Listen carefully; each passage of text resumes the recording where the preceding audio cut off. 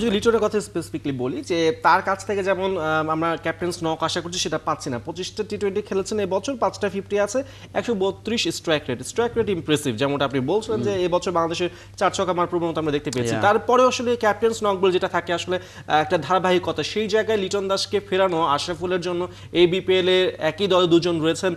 এটা কি সম্ভব কিনা বা সময়টা কি অল্প নাকি ঠিকঠাক আছে? সময় ঠিকঠাক আছে এবং এটা খুবই সম্ভব, কারণ হচ্ছে লিটন কুমার দাস আমাদের খুবই প্রলিফিক একজন ব্যাটার এবং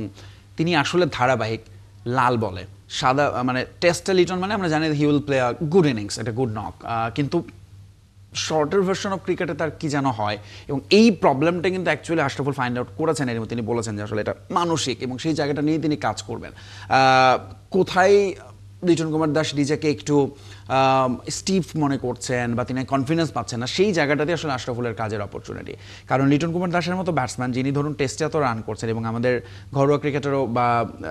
ডোমেস্টিক ক্রিকেটেও তিনি রেগুলার রান করেন এবং একই সাথে ওয়ানডে এবং টি-20তে তিনটা ফরম্যাটে আসলে লিটন কুমার দাস তার স্ট্রাইক রেট যেরকম ভালো, একই সঙ্গে তার ব্যাটিং গড়টা আসলে ওরকম হওয়া উচিত, যেটা হচ্ছে না। তার মানে এই সমস্যাটুকু অবশ্যই কোচ হিসেবে আশরাফুলের ফাইন্ড আউট করা উচিত এবং বিপিএল দিয়ে সেটা তিনি করবেন বলে আমরা এক্সপেক্ট করছি।